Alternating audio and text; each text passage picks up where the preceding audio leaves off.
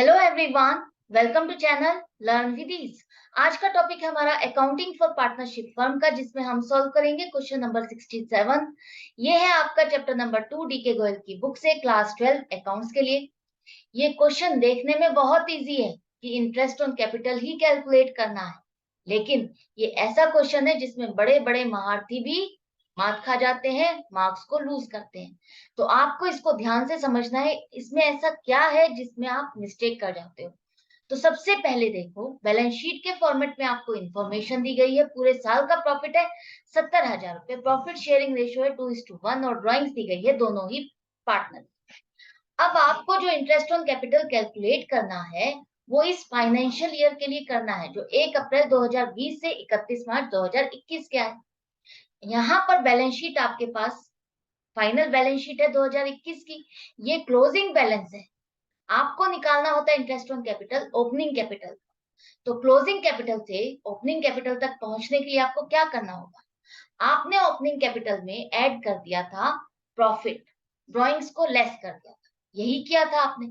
अब आपको रिवर्स चलना होगा, जो प्रॉफिट आप ऐड कर चुके हो उसको आपको लेस करना होगा।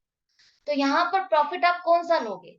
प्रॉफिट एंड लॉस एप्रोप्रिएशन भी लिखा हुआ है यहाँ पर बैलेंस शीट में 40,000, पूरे साल का प्रॉफिट भी दिया है 70,000। तो कौन सा प्रॉफिट आपको डिस्ट्रीब्यूट करना है?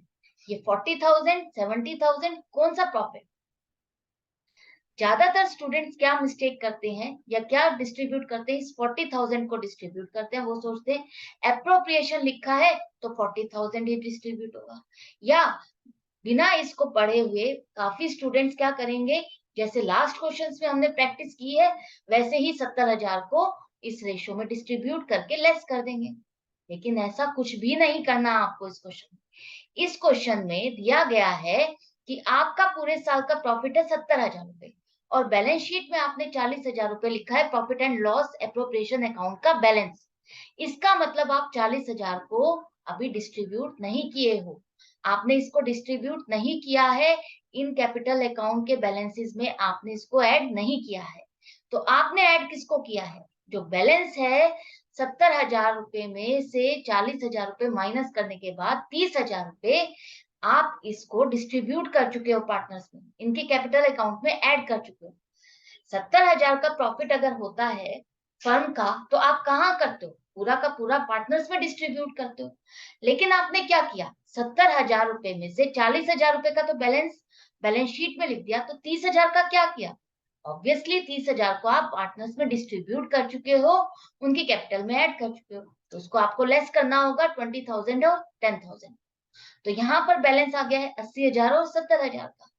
अब जो दूसरी मिस्टेक स्टूडेंट्स करते हैं वो ये करते हैं, जो ड्राइंग्स यहाँ पर दी गई है एंड में इंफॉर्मेशन में, तो ड्राइंग्स को जो हम ऐड करना है, आपको क्लोजिंग कैपिटल दी गई है, ऐड करना है क्योंकि हम रिवर्स चल रहे हैं, ऐड करना है तो आप इन दोनों पार्टनर्स की ड्राइंग्स को ऐड कर दो, जबकि ऐसा नहीं करना।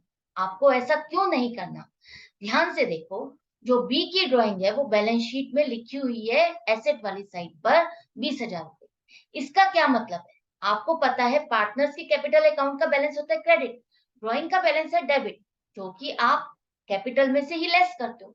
आपने यहाँ पर बी की ड्राइंग को उसकी कैपिटल में से लेस नहीं किया, उसके क्रेडिट बैलेंस को यहाँ लिख दिया और जो डेबिट बैलेंस था उसका ड्राइंग्स का उसको एसेट साइड पर लिख दिया, जो कि प्रिंसिपली रॉन्ग है, लेकिन फिर भी लिखा है। तो इसका मतलब क्या है कि इसकी कैपिटल में से ये ड्राइंग्स एडजस्ट नहीं की गई है, लेकिन एक ही ड्राइंग्स को यहाँ पर अलग नहीं दिखाया गया है।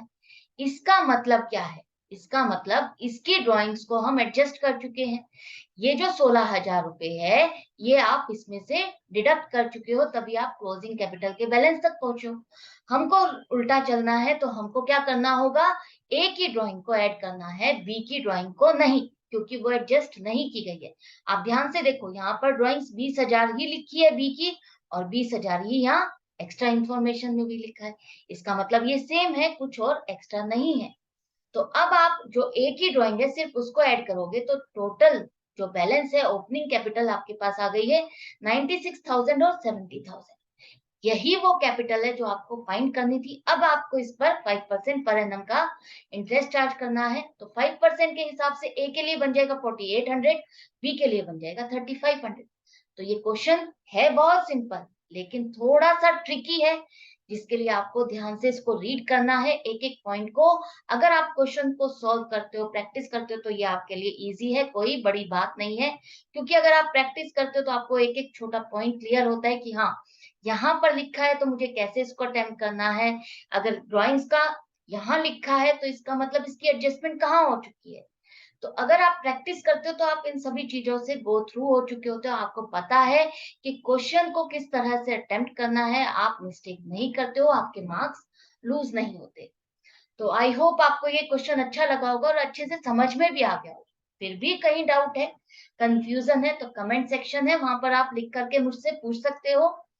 अच्छा लग रहा है, सीख रहे हो, तो सब्सक्राइब कर दो, लाइक करो, शेयर करो अपने फ्रेंड्स के साथ। मैं मिलूंगी आपसे नेक्स्ट वीडियो में नेक्स्ट क्वेश्चन के साथ। ऑनलाइन क्लासेस के लिए आप मुझे व्हाट्सएप भी कर सकते हो। Good bye and take care.